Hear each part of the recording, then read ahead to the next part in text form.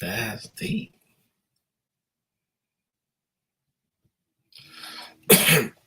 um, Giving praise to the Creator, the Heavenly Father God. Thank Him for letting me be able to present this presentation. And again, this is a lame video. I don't know how to edit, but hey, it's gonna get done.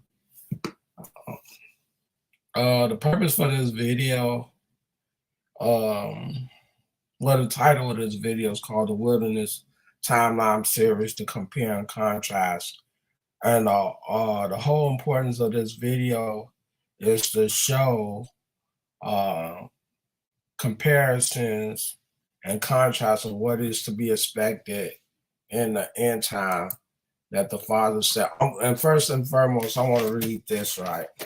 Uh, when you look up in the book of Ecclesiastes, the Father lets you know and inform you that everything repeats itself, right? Everything repeats itself. And let me read Ecclesiastes 1 through 11, where it says, "The word of the preacher, the son of David, king in Jerusalem.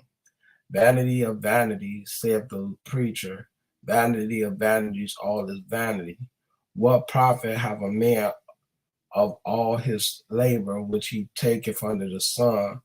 One generation passeth away, and another generation cometh, but the earth abideth forever. The sun also ariseth, and the sun goeth down, and hateth to his place where he arose. The wind goeth toward the south, and turneth about unto the north. It whirleth about continually, and the wind returneth again according to its circuits. All the rivers run into the sea, yet the sea is not full. Unto the place from whence the rivers come, thither they return again. All things are full of labor, man cannot utter it. The eye is not satisfied with seeing, nor the ear filled with hearing. The thing that have been, it is that which shall be, and that which is done is that which shall be done. And there is no new thing under the sun.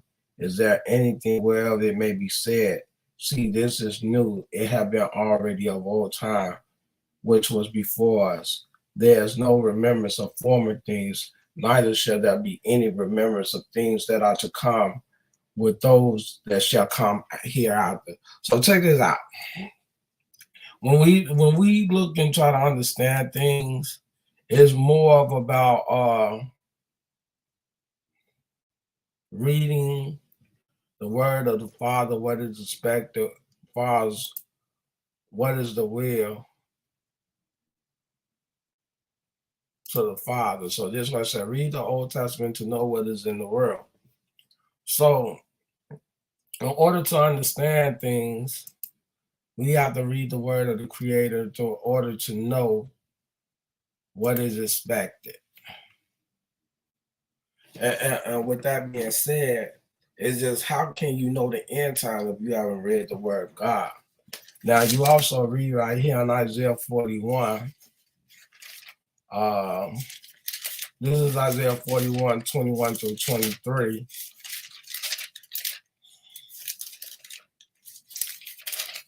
And right here it says, "Produce your cause, saith the Lord. Bring forth your strong reasons, said the King of Jacob. Let them bring them forth to show us what shall happen. Let them show the former things what they be, that we may consider them and know the latter end of them, or declare us things for to come.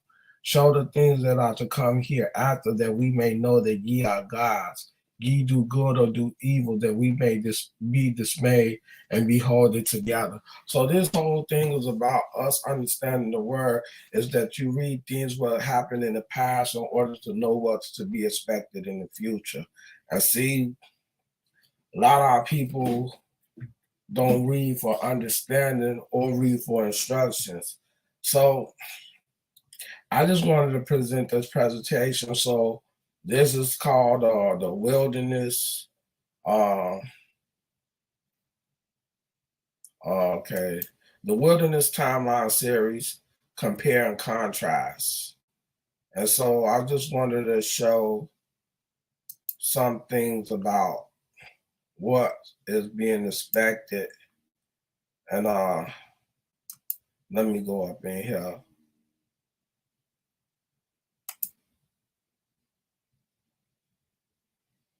And let me see if this gonna come up. Okay. It's time. The Wilderness, compare and contrast. Uh,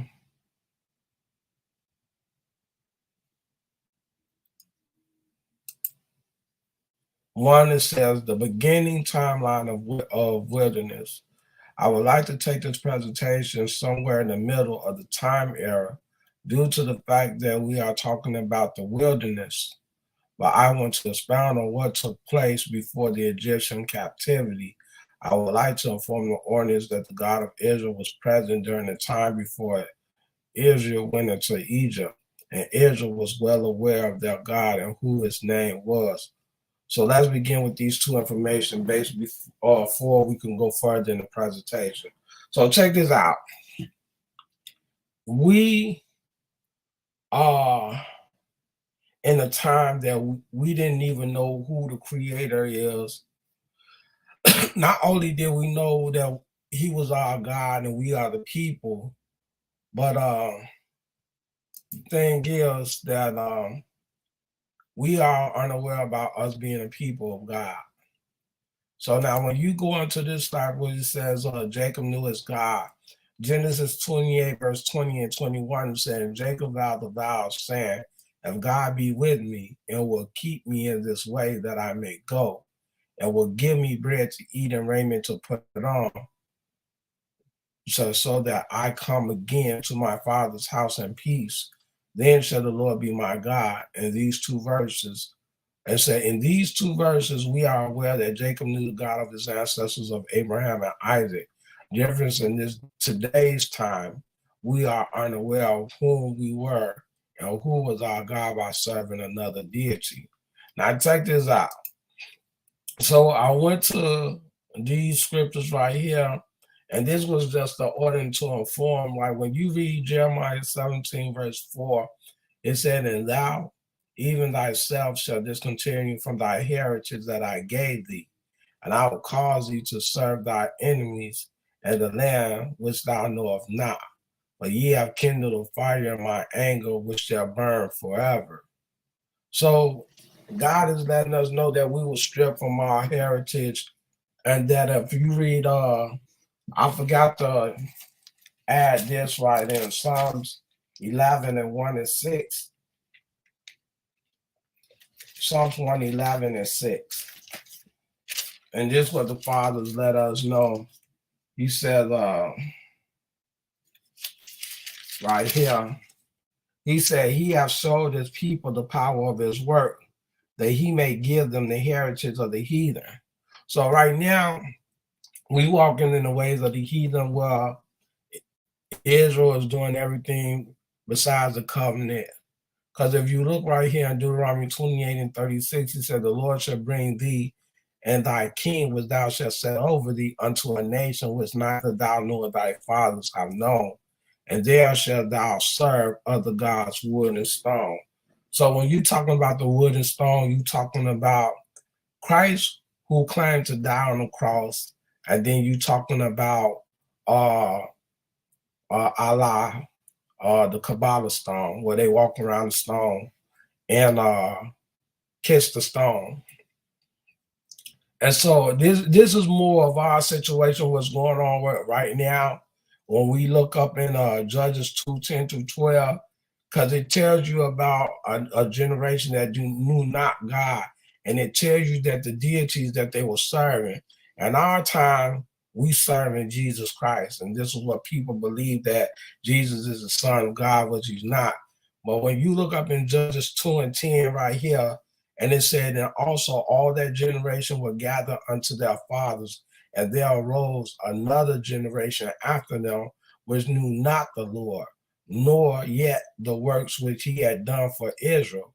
And the children of Israel did evil in the sight of the Lord and served Balaam. And they forsook the Lord God of their fathers, which brought them out of the land of Egypt, and followed other gods of the gods of the people that were round about them, and bowed themselves unto them, and provoked the Lord to anger. So check this out.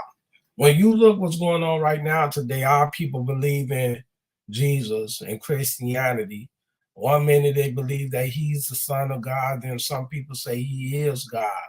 And see, when you look according to the scriptures, the Father tells you about his people that have forgotten him, that for not forgotten the name of the Lord.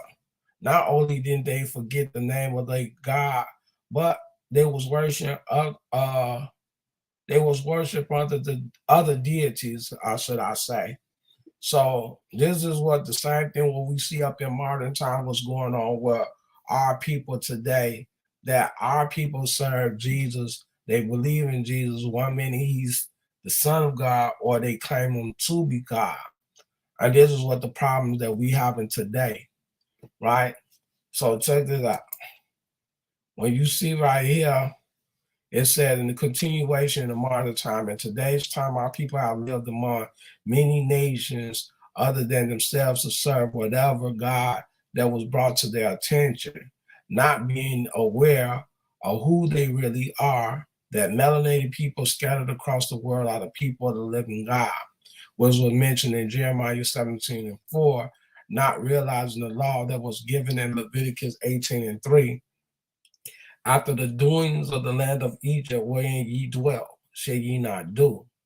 And after the doings of the land of Canaan, whither I bring you, shall ye not do, neither shall ye walk in their ordinance. So living a life in the identity of an American citizen, our people are involved in all kinds of abomination that we perceive to be a part of everyday life, which does not belong to us, but to white America. So this thing is what we got. Trump said, make America great again, and so forth, that a lot of people talks about that God bless America. When you look in the churches these days, a lot of our people follow a pagan god, what they call uh, Jesus or Zeus, and not aware that these gods that they're following are pagan and they do not belong to us. Because if you look in the word of the Creator, the Father tells us that we was to serve him and him only, right? So I wanted to show in Deuteronomy 4:19-20, the Father expounds on the other nations of what was to take place with them. So when you look in Deuteronomy 4, verse 19 and 20, it tells you, he said, unless thou lift up thy eyes unto heaven, and when thou seest the sun and the moon and the stars, even all the hosts of heaven, should have be driven to worship them and serve them, which the Lord thy God hath divided unto all nations under the whole heaven. So every nation has his own God. But right here, this is what the Father said to Israel. He said, but the Lord hath taken you and brought you forth out of the iron furnace, even out of Egypt, to be unto him a people of inheritance as ye are this day. So Israel was to follow the true and living God, to be obedient to their commandments, because the Father, when you look at in the story, that when Moses brought them up in Mount Horeb and Mount Sinai, you see that a covenant was taking place in the wilderness that Father gave Israel. You see what I'm saying? And they was willing to be obedient to the covenant that they accepted it. When you look over here in Exodus 24, and we can read 24, 1-8, and see that the covenant was given to Israel. And it's right here. Let's see. It says, and he said unto Moses, come up unto the Lord, thou and Aaron, Nadab and Abihu, and 70 of the elders of Israel, and worship ye afar off. And Moses alone shall come near the Lord, but they shall not come nigh. Neither shall the people go up with him. And Moses came and told the people all of the words of the Lord, and all the judgment, and all the people answered with one another and said, all the words which the Lord hath said will we do. And Moses wrote all the words of the Lord and rose up early in the morning and built an altar under the hills and 12 pillars according to the 12 tribes of Israel. And he sent young men of the children of Israel, which he offered burnt offering and sacrificed peace offering and oxen unto the Lord. And Moses took half of the blood and put it in the basin, and half of the blood he sprinkled on the altar. And he took the book of the covenant and read it in the audience of the people. And they said, all that the Lord hath said we will do and be obedient. And Moses took the blood and sprinkled it on the people and said, behold, the blood of the covenant which the Lord hath made with you concerning all these words. So check this out. This was the covenant that was made with Israel when it was up in Mount Sinai, right? But check this out. When you go up into the book of Jeremiah, the Father said he will make a different covenant when we look. So we doing compare and contrast when we're talking about in the wilderness, right? So this is Jeremiah 31. And we could go to verse 31 through 34. And it's talking about the reestablishment of the old covenant, where he's talking about a new covenant. Because it said right here, it said, behold, the days come, saith the Lord, that I will make a new covenant with the house of Israel and with the house of Judah, not according to the covenant that I made with their fathers in the day that I took them by the hand to bring them out of the land of Egypt, which my covenant they break, although I was a husband unto them, saith the Lord. But this shall be the covenant that I will make with the house of Israel. After those days, saith the Lord, I will put my laws in their inward parts, right, and write it in their hearts, and will be their God, and they shall be my people.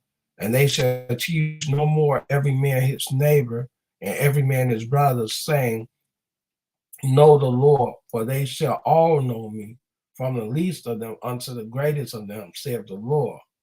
For I will forgive their iniquity, and I will remember their sins no more. So this one, he's talking about putting the laws inside our hearts and mind that we won't forget it, right? So this is when you go back into Deuteronomy 5 about the covenant that was made to Israel in the wilderness. And you can read right here, Deuteronomy 5, 1 through 3, saying that Moses called all Israel and said unto them, hear, O Israel, the statutes and judgments which I speak in your ears this day, that we may learn them and keep and do them. The Lord our God made a covenant with us in Horeb. The Lord made not this covenant with our fathers, but with us, even us who are all of us here alive this day. So check this out. When you look according to this covenant, this is so that ye may learn them and keep and do them. But see, when we see over here in Jeremiah 31, when we go right here,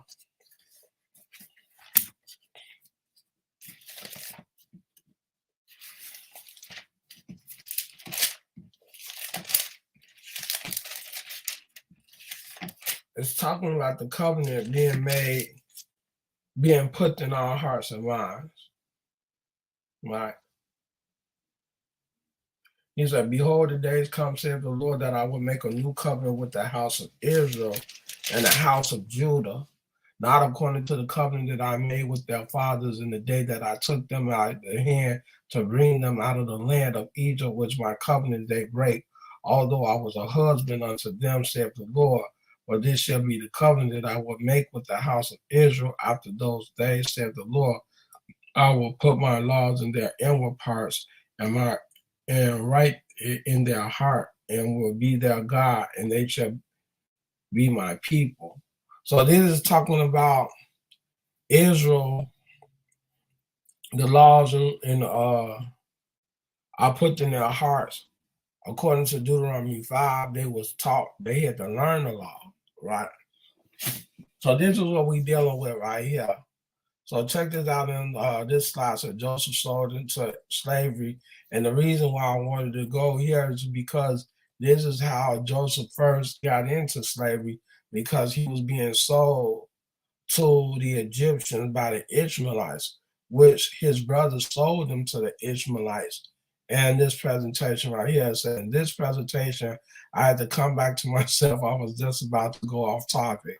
I went here. Why? Because I want to show the difference that it was one man who was sold to the Ishmaelites, and the Ishmaelites sold Joseph to the Egyptian. Joseph was sold by his brothers. So when you go to Genesis 37:25-27, and they sat down to eat bread, and they lifted up their eyes and looked, and behold, a company of Ishmaelites came from Gilead with their camels bearing spiceries and balm and myrrh, being to carry it down to Egypt. And Judah said unto his brethren, what profit us if we slay our brother and conceal his blood? Come and let us sell him to the Ishmaelite, and let not our brothers and our flesh and his brethren were content. So there was the whole point about how Israel first got into slavery, right? Because right here, it's okay. I'm gonna start in verse 28. Said, then there were passed by Midianites merchantmen, and they drew and lifted up Joseph to the Ishmaelites for 20 pieces of silver, and they brought Joseph into Egypt. This verse is to show that the captivity of Israel began with one man and ended up in an entire nation of Israelites. When we go further into the information of the Exodus, right here in Genesis 15:13, this is the captivity that what we dealing with, what the Father prophesied to Abraham. When you look, it says, and he said unto Abram, know of a surety that thy seed shall be a stranger in the land that is not theirs, and shall serve them, and they shall afflict them 400 years. So this dealing with the captivity where we dealing right now about the fourth beast when we talk about the Greco-Roman captivity in Daniel's 8. So it said the God of Israel gives a prophecy to Abraham in the time of the future that his descendants will go into captivity for a period of 400 years. We also see this in the book of Deuteronomy 28:68. And the Lord shall bring thee into Egypt again with ships by the way whereof I spake unto thee. Thou shalt see it no more again, and there shall ye be sold unto your enemies for bondmen and bondwomen, and no man shall buy you. So understand this, right? The captivity started with one man, and it ended up becoming the nation where Joseph was sold into Egypt by the Ishmaelites. First, he was sold by his brothers to the Ishmaelites. How you doing, Sharon? How you doing? Peace, right? So the brothers sold Joseph to the Ishmaelites, but the Ishmaelites end up selling his brother to the Egyptians. And this is what we got to understand for the distinction of the captivity, right? That when it came down to it, understand the prophecy also talks about a future prophecy that there wasn't going to be a prophet in this captivity, which we know during this time right now, we don't see there being a prophet in our timeline, right? So I want to expound further on. And this is the slide said in the beginning timelines of the wilderness. I would like to take this presentation somewhere in the middle of the timeline due to the fact that we are talking about the wilderness. But I want to expound on what place before the Egyptian captivity, right? Okay, this one's 11.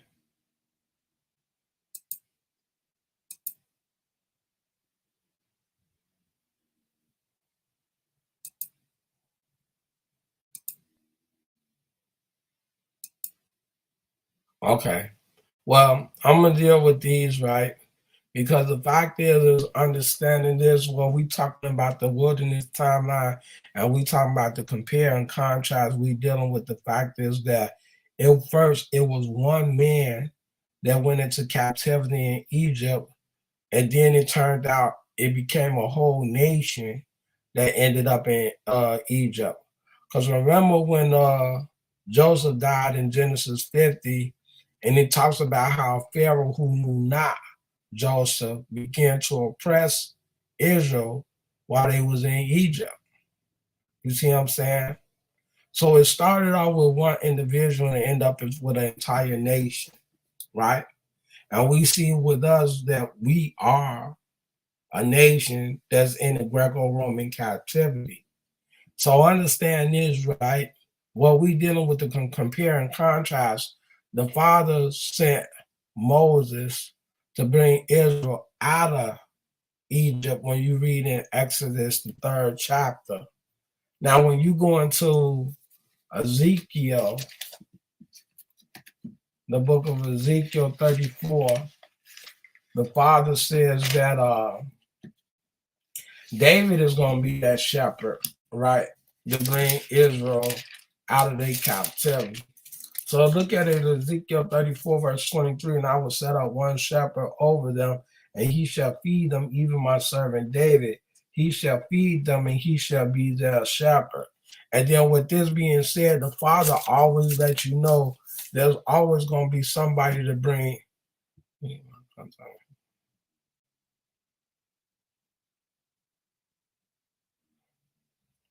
Whenever you get time, I don't have no problem. I left you my email, right? But okay, when you look at Numbers, verse 27, and read verse 16 and 17, right? The Father says right here, let the Lord, the God of the spirits of all flesh, set a man over the congregation, which may go out before them, and which may go in before them, and which may lead them out, and which may bring them in, that the congregation of the Lord be not as sheep which have no shepherd. So the Father informs you that there's always going to be a shepherd. Just like Moses brought Israel out of Egypt, he said he using David in Ezekiel 34 and 23 to be that shepherd, to bring judgment on the whole entire world, to bring Israel from the four corners of the earth. So when you look up in Jeremiah 23, and we see right here in verse Jeremiah 23,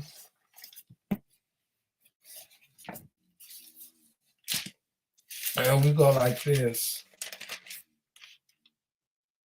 Verse 4 and 5, what it says right here, it says in 5 and 6, it says, behold, the days come, saith the Lord, that I will raise unto David a righteous branch, and the king shall reign and prosper, and shall execute judgment and justice in the earth. And his days Judah shall be saved, and Israel shall dwell safely in this is his name, whereby he shall be called the Lord our righteousness. Therefore, behold, the days come, saith the Lord, that they shall no more say, the Lord liveth, which brought up the children of Israel out of Egypt, but the Lord liveth, which brought up and which led the seed of the house of Israel out of the north country and from all the countries whither I have driven them, and they shall dwell in their own land. So he lets you know right here that he said they will no longer say that I brought them out of Egypt, but the Lord liveth, which brought up which brought up and which led the seed of the house of Israel out of the north country and from all countries whither I had driven them, and they shall dwell in their own land. Understand what we're dealing with when we're talking about compare and contrast, that we're talking about the Father setting up a shepherd to deliver Israel from the four corners of the earth, when he said in Ezekiel 34, verse 23, that David is going to be that shepherd that's going to feed the nation. And just like as well as that, how Moses taught the word in the wilderness, we see David is going to do this, right? Because a lot of people found about, well, the Father's going to come and gather them out, right? But then my thing is this, right? When you look up in Malachi 3 and 1, right, the Father talks about the messenger of the covenant, right? He said, behold, I will send my messenger, and he shall prepare the way before me. And the Lord whom ye seek shall suddenly come to his temple, even the messenger of the covenant whom ye delight in. Behold, he shall come, saith the Lord of hosts, right? So how can the Father gather Israel if you have David that's supposed to? No, I didn't get it. Nope, I didn't get it. So The thing is this, right? Uh, if David's supposed to be the messenger of the covenant to prepare the path for the Father's interest, how is the Father going to gather us if David is to present the God of Israel to the people? And see, this is the thing is what the Father said, what he did before, he repeats it all over again. This is why he used Moses to bring Israel out of Egypt. He using David to bring Israel from the four corners of the earth. But see, what people say, well, that's just David. You can't say that because that's talking about David. No, no matter what Moses did, right? No matter what Moses did, credit still came to the Father because it was the Father who used Moses to deliver Israel out of Egypt. And this is what the same thing when you look at it right here. Check this out. This is Daniel 12:7 when it talks about the man clothed in linen, right? Right. Listen to what he said in Daniel 12. That this is credited, this is a credit to the Father. What he said in verse 7, Daniel 12, verse 7, and I heard a man clothed in linen, which was upon the waters of the river, when he held up his right hand and his left hand unto heaven, and swear by him that liveth forever, that it shall be for a time and a half. And when he shall have accomplished to scatter the power of the holy people, all these things shall be finished. Right. So he lets you know this is not by his own hand. This is by the Creator, right? And said, you see how he said he held up his left and his right hand. This is the same thing when we see with Moses when he was up in Egypt. The Father kept on telling Moses to hold the rod a certain way that he would show his power through this rod to the people of Egypt, right? So this is right here with the man clothed in linen, right? And I heard the man clothed in linen, which was upon the waters of the river, when he held up his right hand and his left hand unto heaven, and swear by him that liveth forever, that it shall be for a time and a half, when ye have accomplished to scatter the power of the holy people, all these things shall be finished. So this is not through David's hand. This is through the Father who's given David this authority and this power to give power to the saints. You see what I'm saying? So just as well as the Father used Moses, he's using David in that same aspect. And see, a lot of people got a problem with that because the fact is that understanding the word, when the Father tells you in Ecclesiastes how everything repeats itself, he does it all over again. And so this is what we expect when we still going through the wilderness timeline to understand what is to be taking place in the wilderness. And we see that even if you look in Ezekiel 20, where he's talking about purging out the rebel, you can see what happened, what transpired in Numbers, the 13th and the 14th chapter, where the Father had destroyed Israel, right? Because he said they doubted him. And he said the people that was 20 years or up would not be able to go into the land, right? And he letting them know that these people was wicked because they doubted God. Because he says in the law, he said, do not tempt the Lord as you tempted him up in Meribah, right? And I think it said, was there something in the law up in Deuteronomy? Is this 6:6? Let me see.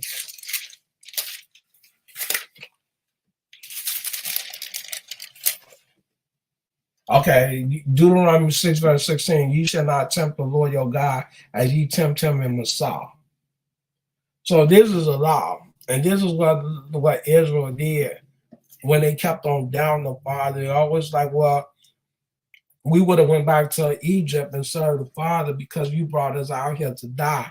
They didn't have food to eat or water to drink, and the Father was always showing his power and providing for Israel going through the wilderness, right?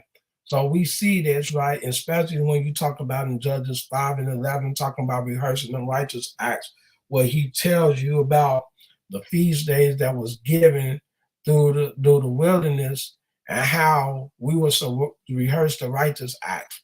So when you see in Exodus 16, remember how he told Moses, he said, give them the manna of bread to prove them whether they would keep his law and be obedient to his commandment. We see this in Exodus 16. And see the same thing, and this is why I tell people said we not doing feast days and Sabbath so forth in captivity, because the fact is you got to understand, if your oppressor know that your God will strengthen you if you become obedient to his will, why would they allow you to do Sabbath in captivity when he said it was a sign between you and the Father? Why would he allow that? And you see the Sabbath is mentioned when it's mentioned in Genesis 2 and 3, but they didn't implement the Sabbath until they got in the wilderness in Exodus 16. You see the Passover was done up in Egypt, up in Exodus the 12th chapter, and then you see the Feast on Unleavened Bread, and then you see the Feast of Succoth, the Feast of First Fruit, you see the Feast of Tabernacle, all these holy feast days all up in the wilderness. The only two that was done in Egypt was the Passover and the Feast on Unleavened Bread, and when it was coming out. You see what I'm saying? So the thing is understand is when he said he did away with these things, he did away with them for a reason, because the fact is that when Israel was keeping feast days and so forth, they were still committing abomination and actually doing killings, right? Because if you look up in here in Isaiah 1, right? This is Isaiah 1. This is what Israel was still doing when he said he couldn't do away with because he was pleading with them, right? He said, hear the words, Isaiah 1, starting at verse 10.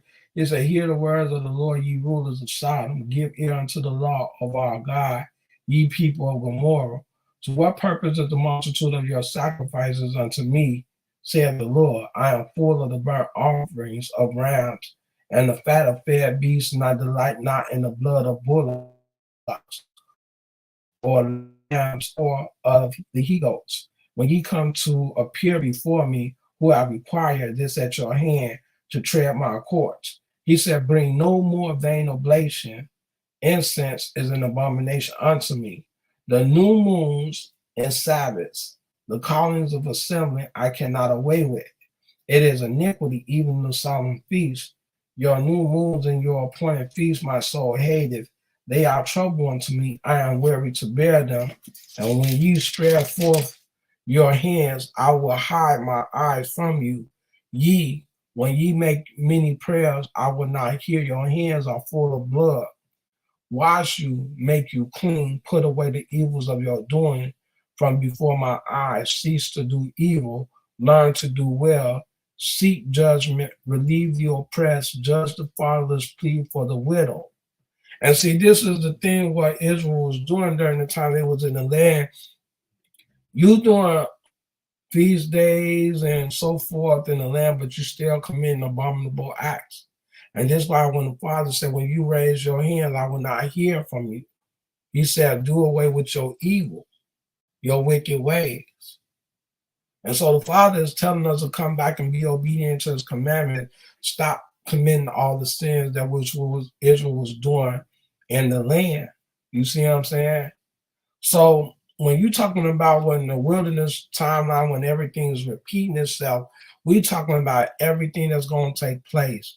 Or we talking about a shepherd that's going to deliver Israel out of his captivity, or establishing the covenant all over again. We talking about doing the feast days, all the Sabbaths, all of that was implemented within the time or period of the wilderness. That's all repeating itself. You see what I'm saying? So this is what we got to look for. Even in the time of Joshua, when he was talking about hunting down the 5 Hamaths, that flew up and went into the caves, and they was hung before the sun. When you look up in Joshua 5, you see what I'm saying? You see that a prophecy in Jeremiah 16.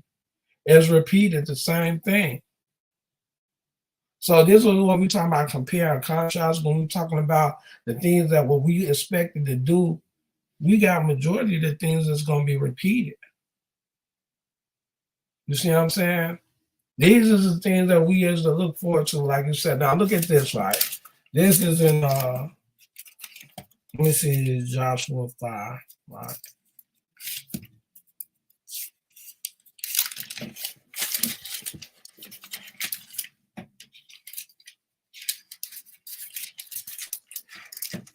I don't think Joshua 5 would probably be.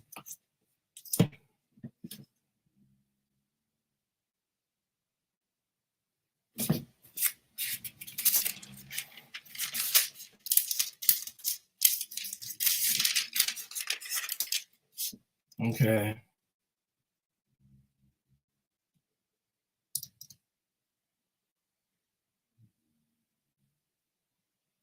Now Joshua 10. Let's go to Joshua 10.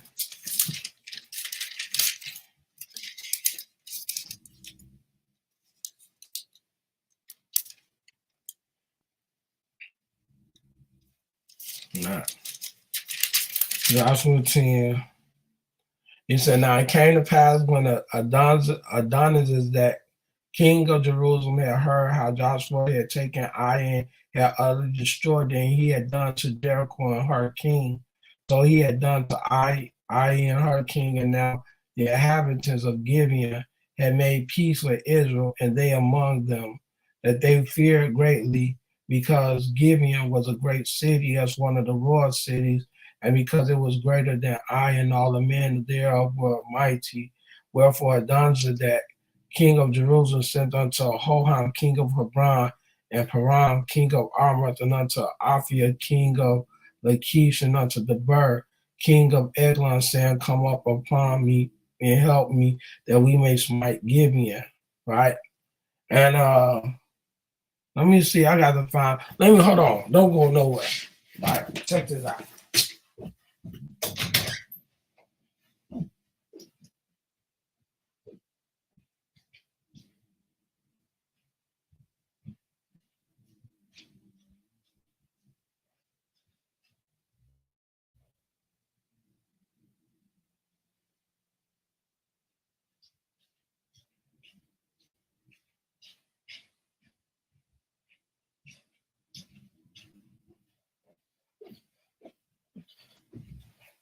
So with this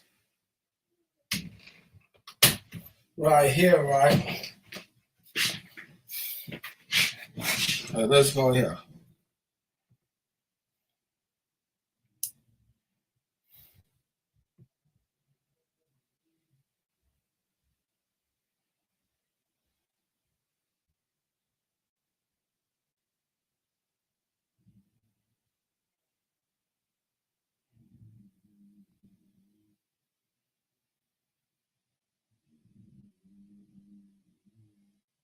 Okay, it's Joshua 10. Joshua 10, verse 26. So I was right. I was Joshua 10. And when we look in verse 26, it says right here, um, it said, and afterward Joshua smote them and slew them and hanged them on 5 trees, and they were hanging upon the trees until the evening. And it came to pass at the time of the going down of the sun that Joshua commanded, and they took them down off the trees and cast them into the cave when they had been hid, and have great stones in the caves mounts which remain till this very day. Now check this out, right? Now watch this. This is in Isaiah 2. Now we look right here where he's talking about Joshua chasing the 5 kings into the cave in Joshua 10, 26 and verse 27. He talks about the hanging, right? Now this is Isaiah 2, right? Check this out. This is a repeated thing that took place with Joshua, and now this talks about the father and King David, right? This is just repeated. Isaiah 2.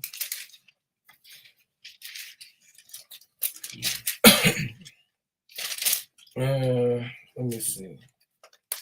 Isaiah 2, right here.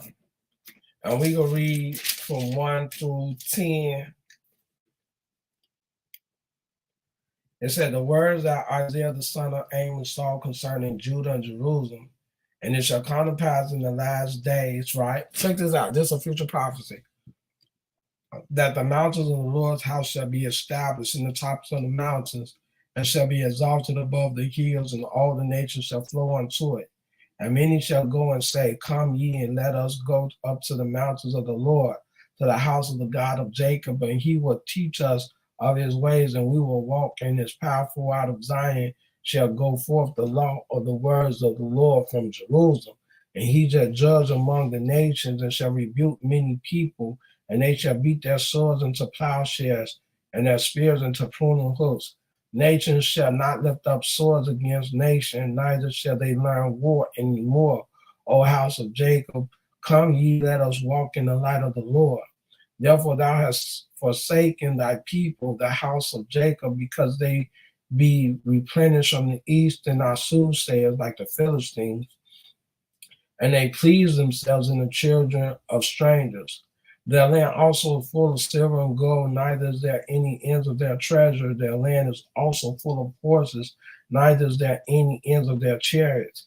Their land is also full of the idols. They worship the works of their own hands, that which their own fingers have made, and the mean man bowed down, and the great man humbled himself before, therefore forgive them not.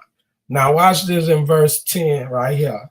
He said, Enter into the rock and hide thee in the dust for fear of the Lord and for the glory of his majesty. Right? The lofty look of men shall be humble, and the haughtiness of men shall be bowed down, and the Lord alone shall be exalted in that day.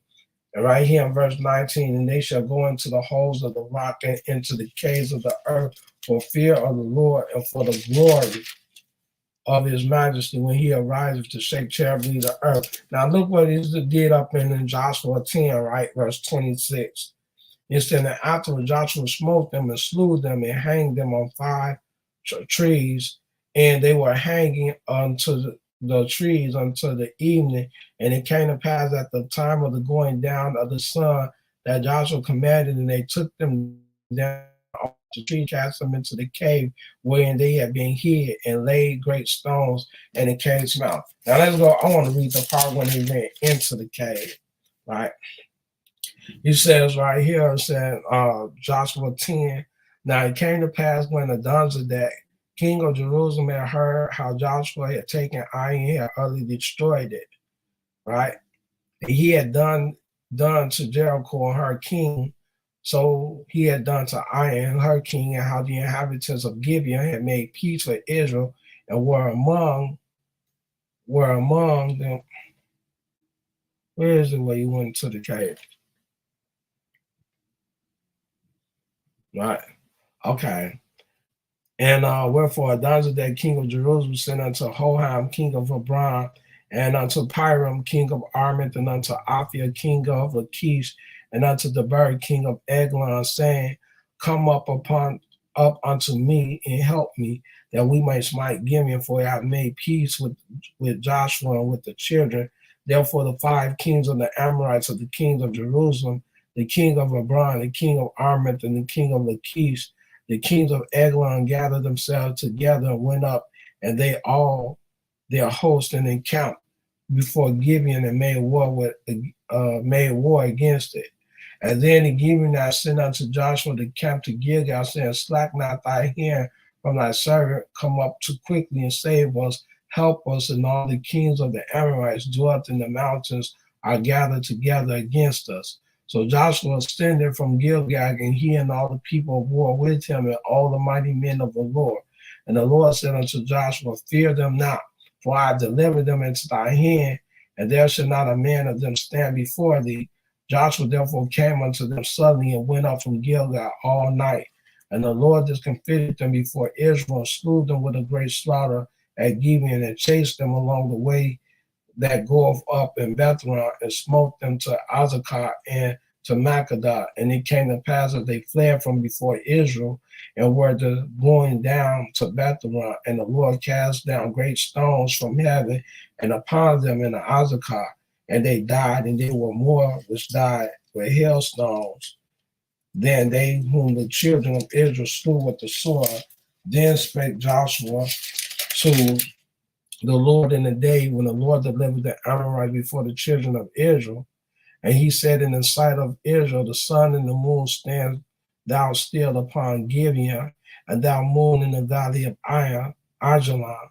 And the sun stood still, and the moon stayed unto the people that avenged themselves unto their enemies. And is it not written in the book of Joshua, so the sun stood still in the midst of heaven and hasted not to go down about the whole day, right? And Joshua returned and all Israel with him unto the camp of Gilgal, but these 5 kings fled. Now listen to where they fled at, right? It said, and it was told, Joshua saying, the 5 kings are found here in the cave at Makkedah, right? And Joshua said, roll great stones upon the mouth of the cave and set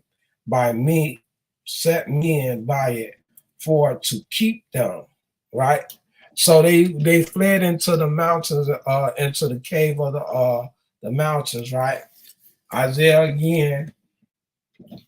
2 verse 10, he said, enter into the rock and hide thee in the dust for fear of the Lord and for the glory of his majesty, right? And verse 19, right here, it said, and they shall go into the holes of the rock and into the caves of the earth for fear of the Lord and for the glory of his majesty when he ariseth to shake terribly the earth. And that day shall come. Okay, we will stop in verse 19.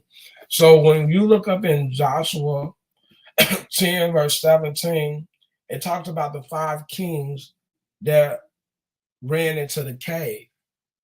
And this is what they did. Now, this is a repeated prophecy right here. Because, you know what I'm saying, it was a prophecy, but it was history that took place with Joshua when these 5 kings fled into the cave of Makkedah, right here. And then when you read verse 19, it said right here, and they shall go into the holes of the rock and into the caves of the earth for fear of the Lord, for glory of his majesty when he arises to shake terribly the earth. Right here in verse 17, and Joshua in the 17, and it was told, Joshua saying, the 5 kings are found hid in the cave at Makkedah. Now check this out. This is Jeremiah 16. Now listen to Jeremiah prophesy the same thing, right? Jeremiah 16, verse 16. Behold, I will send for many fishers, saith the Lord, and they shall fish them. And after will I send for many hunters, and they shall hunt them from every mountain and from every hill and out of the holes of the rock. This is the same thing. So this event took place with Joshua in Joshua 10, verse 17 through 27, how he chased them out of the cave and hung each one of them on a tree and took their bodies down before the sun had set. And the Father saying right here in Isaiah 2 and 19, and this is a future prophecy, what we see what transpired in the wilderness. This will happen in the wilderness during the time of Joshua. And then the Father said this is going to happen in a future time, what we dealing with in the wilderness with the Father and King David. And they shall go into the holes of the rock and into the caves of the earth for fear of the Lord and for the glory of his majesty when he arises to shake terribly the earth.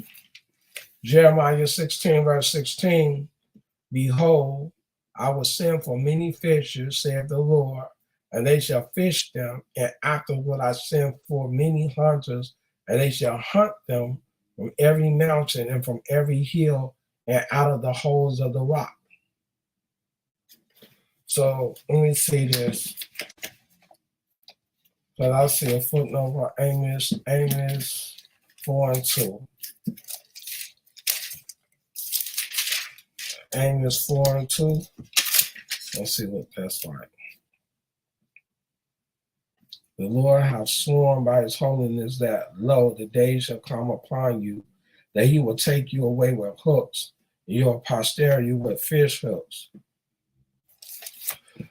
Not the same as that, but I say up in Isaiah 2:19 and Jeremiah 16:16 is prophecy what took place with Joshua 10:17 through 27 about the five kings that went into the caves of Makkedah.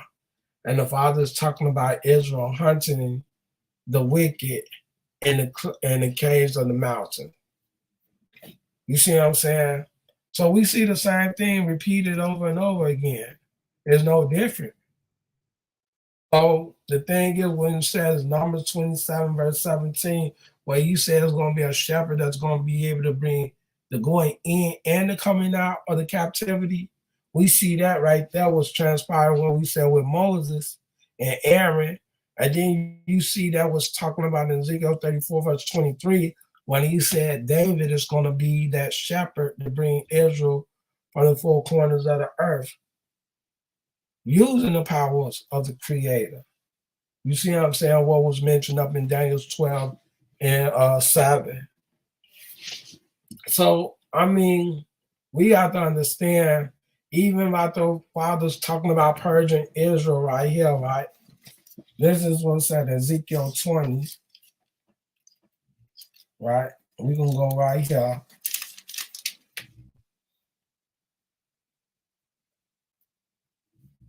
And he said Ezekiel 20 started right here. I'm gonna start at verse 36. It said, likewise, like as I pleaded with your fathers in the wilderness of the land of Egypt, so would I plead with you, saith the Lord, and I will cause you to pass under the rod, and I will bring you into the bond of the covenant, and I will purge out among you the rebels and them that transgressed against me. I will bring them forth out of the country where they sojourn, and they shall not enter into the land of Israel, and ye shall know that I am the Lord. Now watch this. We're gonna go back. We can go back into the book of Numbers. And Numbers, let's go to Numbers 14 and read that one.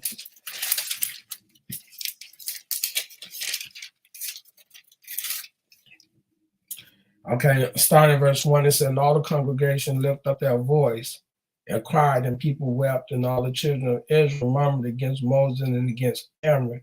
And the whole congregation said unto them, would God that he had died in the land of Egypt, or would God he had died in the wilderness? And wherefore the Lord brought us unto this land to fall by the sword. And he said that our wives and our children should be a prey, were it not better for us to return into Egypt? And they said one to another, let us make a captain and let us return into Egypt. And Moses and Aaron fell on their face before all the assembly of the congregation of the children of Israel. And Joshua the son of Nun, the son of Jephthah, which were that searched the land, rended their clothes, and they spake unto the company of the children, saying, the land which we passed through to search it, it is an exceeding good land. Okay, let's say, if the Lord delight in us, then he will bring us into this land and give it us a land which floweth with milk and honey. Only rebel not ye against the Lord, neither fear ye the people of the land, for they are bread for us. Their defense is departed from us, and the Lord is with us. Fear them not. But all the congregation bade stones them with stones, and the glory of the Lord appeared in the tabernacle of the congregation before all the children of Israel. And the Lord said unto Moses, how long will this people provoke me? And how long will it be ere they believe me? For all the signs which I have done showed among them. And I will smite them with the pestilence. Listen to what he said. He said, I will smite them with the pestilence and disinherit them, and will make of thee a greater nation and mightier than they. And Moses said unto the Lord, then the Egyptians shall hear it, for thou brought up the people in thy might from among them. And they will tell it to the inhabitants of this land, for they have heard that the Lord art among this people, that thou, Lord, art seen face to face, and that thy cloud standeth over them, and that thou goest before them by day time in a pillar of cloud and a pillar of fire by night. Now, if thou shalt kill all this people as one man, Then the nation which I've heard the fame of thee will speak, saying, because the Lord was not able to bring this people into the land which he sware unto them, therefore he slain them in the wilderness. Now I beseech thee, let the power of my Lord be great according as thou hast spoken, saying, the Lord is long suffering and great mercy, forgiving iniquity and transgression, and by no means clearing the guilty, visiting the iniquity of the fathers upon the children unto the third and fourth generation. Pardon, I beseech thee, in iniquity. Right? Okay, let's see. Surely they shall not. Okay, right here, I'm going to read up here. He said in verse 22, he said, because all those men which have seen my glory and my miracles which I did in Egypt in the wilderness and have tempted me now these 10 times and have not hearkened to my voice, surely they shall not see the land which I swear unto their fathers, neither shall any of them that provoke me see it. Now check this out right here. Ezekiel 20, verse 39, 38. And I will purge out from among you the rebels and them that transgress against me. I will bring them forth out of the countries whither they sojourn, and they shall not enter into the land of Israel, and ye shall know that I am the Lord. Now, right here, when we see in verse 22 to 23 said, because all those men which have seen my glory and my miracle which I did in Egypt and in the wilderness, and have tempted me, now these 10 times have not hearkened to my voice, surely they shall not see the land which I swear unto their fathers, neither shall any of them that provoke me see it. So this is the same thing when we talking about the fathers talking about purging out the rebels that transgressed against them in Ezekiel 20 verse 38. This is what was going on in the wilderness and Numbers the 14th chapter 22 verse 23. So we see all this stuff is going to repeat itself. We talking about the compare and contrast what's to take place with Israel. You know what I'm saying? What we dealing with. So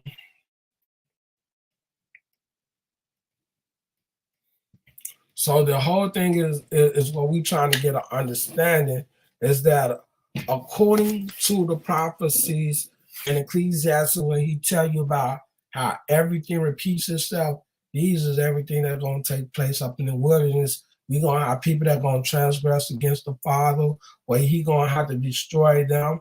And that's the same thing when we look up in Zechariah. We read in Zechariah 13, verse 8 and 9 also. All right. We see Zechariah.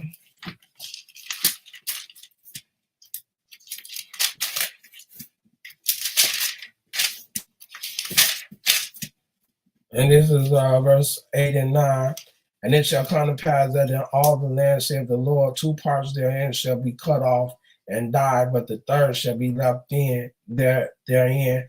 And I will bring the third through the fire, and will refine them as silver is refined, and I will try them as gold is tried. They shall call on my name, and I will hear them. I will say, it is my people, and they shall say, the Lord is my God. So this is what we're dealing with. We're talking about rebels that's doubting the Father in the wilderness, that the Father say he's going to kill 2/3 of them, and the rest of them, he said, I'm going to refine them as silver as gold. And he said, they're going to call out my name, and they're going to be my people, and I'm going to be their God. And see, this is what we have to look forward to. Those that's willing to obey the commandments of the Creator and establish his laws, being obedient. That, like, when you look up in the story right here, now this is when you're talking about, I'm going to give you a new heart. Now, check this out. I'm finna go right here, compare and contrast. And we can go back to Jeremiah again, 31. Right? I want to read Jeremiah 31.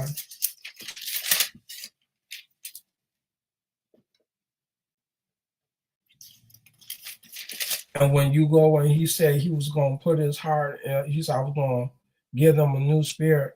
But this shall be the covenant that I will make with the house of Israel. As those days, said the Lord, I will put my laws in their inward parts and write it in their heart, and will be their God, and they shall be my people. Now watch this in Isaiah 59 and 21. Isaiah 59.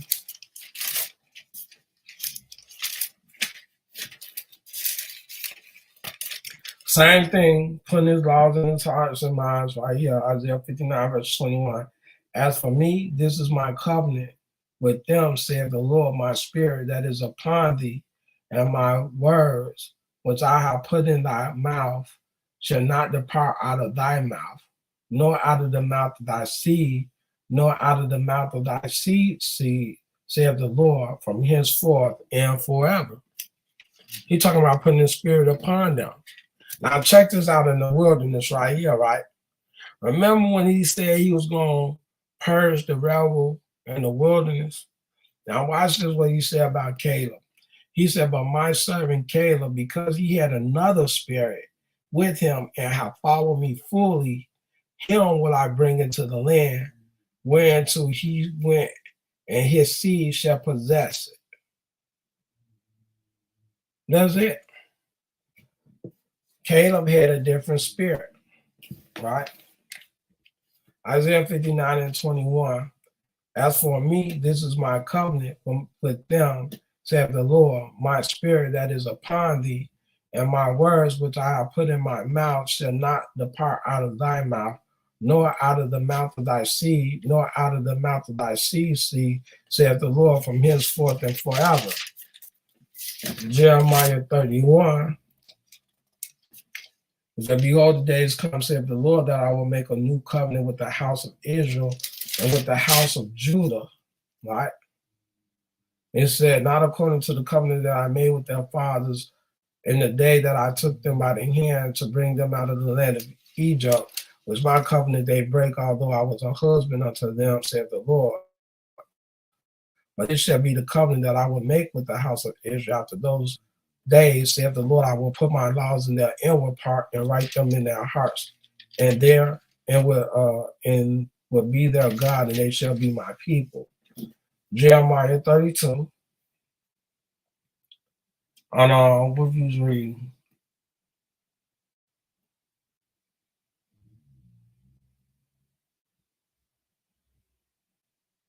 No, this is Isaiah 32. Isaiah 32. We could go right here, Isaiah 32.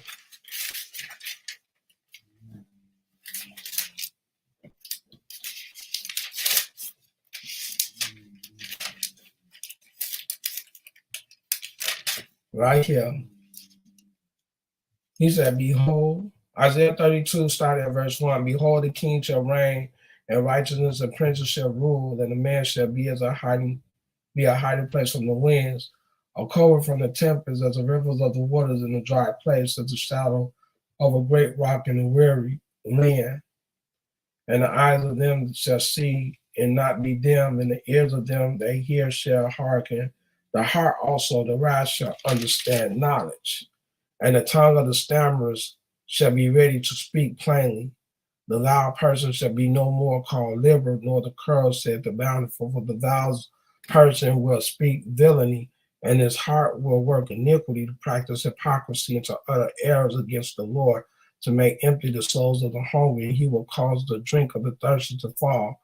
The instruments also, the curls are evil. He devised wicked devices to destroy the poor with lying words, even when the needy speak right. With the liberal devise liberal things, and by liberal things shall he snare. Rise up, ye women that are at ease. Hear my voice, ye careful, careless daughters. Give ear unto my speech. Many days and years shall be trouble, ye careless women, for the venture shall fail. The gathering shall not come. Tremble, ye women that are at ease. Be troubled, ye careless ones, strip you and make you bare, and gird your sackcloth upon your loins. They shall lament for the teats, for the pleasant fields of the fruitful vine. Upon the land of my people shall come up thorns and briars, ye upon the houses of joy, and joy city, because of the Palaces shall be forsaken, the multitudes of the cities shall be left. The forts and towers shall be for dens and for a joy of wild asses, a pastor's flock. Until, watch this, until the Spirit be poured upon us from on high, and the wilderness be a fruitful field, be counted for a forest. So he's still talking about the Spirit being poured upon the people. Just like he said, Caleb had a different spirit right here. And verse right here in 24, but my servant Caleb, because he had another spirit with him and have followed me fully, him will I bring into the land wherein he went, and his seed shall possess it. It's only the people that's being obedient that the Father said the Spirit is come upon and to bring them into the land, right? And this is what we're talking about from the wilderness timeline, repeating itself. So Ezekiel 36, right here, Ezekiel 36.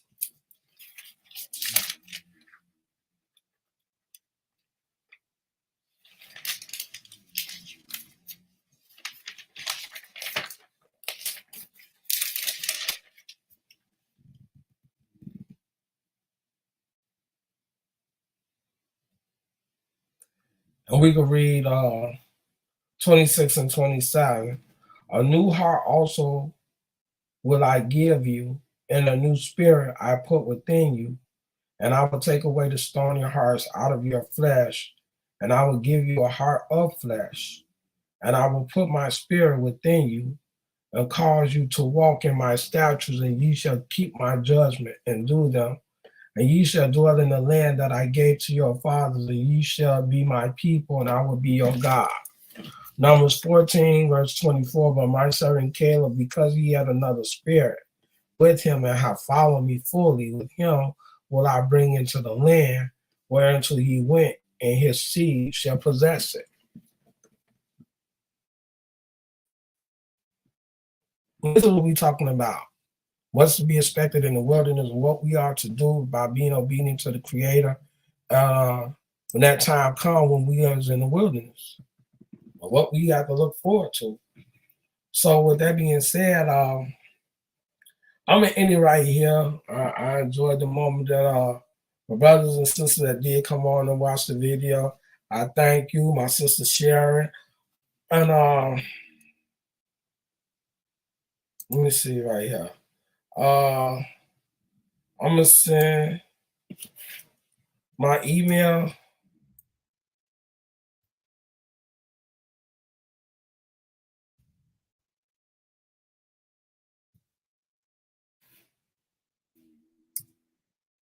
And this way you can look me up at hopefully we get an opportunity to talk. And I'll try to reach out to you and talk to you if that be the case. And hopefully get a chance and opportunity to talk. So again, I thank my brothers and sisters for coming out and checking me out on this video. I give praise to the Father. I thank him for letting me be able to present this information. Thank my sister Sharon for coming on, listening in. And for brothers and sisters who did uh, come on and watch the video, I thank you for coming out and listening to the video. And I hope and we have the opportunity to fellowship and come together and talk about the word of the Creator and do his will and be obedient to his commandments. And I thank you again. I'm going to say loud. Give him praise to the Heavenly Father, God of Israel. Thank him for letting me be able to present this information.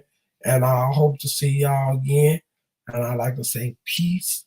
And I hope that we talk. And I'm out.